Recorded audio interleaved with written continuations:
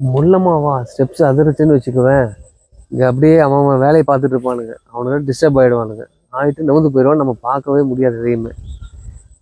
நம்ம ஸ்டெப் வைக்கிறதே தெரியக்கூடாது. அவ்வளோ ஸ்லோவாக நடந்து வரணும். என்னப்பா நானும் அப்பையில இருந்து பார்த்துட்டு இருக்கேன். ஸ்லோவா நட, ஸ்லோவா பேசிட்டு. Lily, water lily.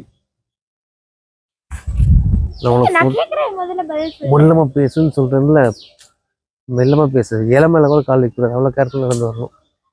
வந்தீங்கன்னா உனக்கு நாங்கள் சொல்றது புரிய, உனக்கு காட்ட முடியும்.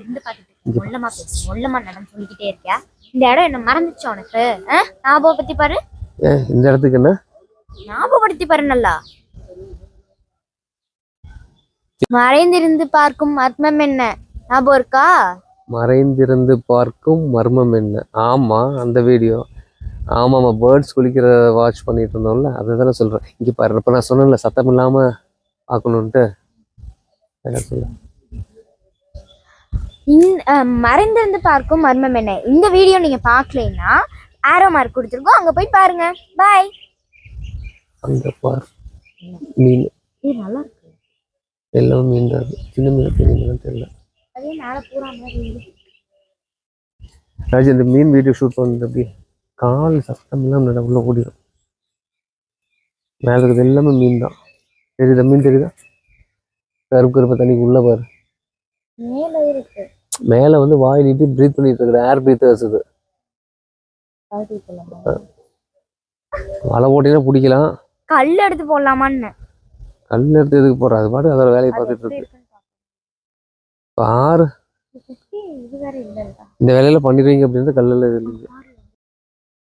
இதை பாக்குறதுக்கு தான் இந்த பக்கம் அந்த பக்கம் குறுக்குறுன்னு பார்த்துட்டு இருந்தியா? எனக்கு இதெல்லாம் பிடிக்கும். ஹேபிடேட் பிடிக்கும், பேர்ட்ஸ் பிடிக்கும். இந்த இடம் நிஜமா மீன் தெரியுதுப்பா. நான் மேல சும்மா அதனால பார்த்துட்டு இல்ல அங்க மாதிரி ஃபுல்லாவே மீன் தான். அது இதெல்லாமே ஆக்குப்பைடு தான். இதுக்கெல்லாம் ஃபீடிங் இதே வந்து பாப்புலேஷன் இன்க்ரீஸ் ஆகிக்கும், குறைச்சிக்கும். பேர்ட்ஸோட ஃபீடிங்ஸ்.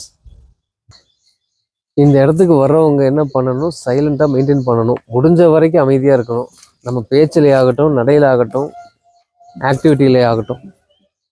அப்படி இருந்தீங்க மட்டும்தான் நிறைய விஷயங்களை அப்சர்வ் பண்ண முடியும். நம்ம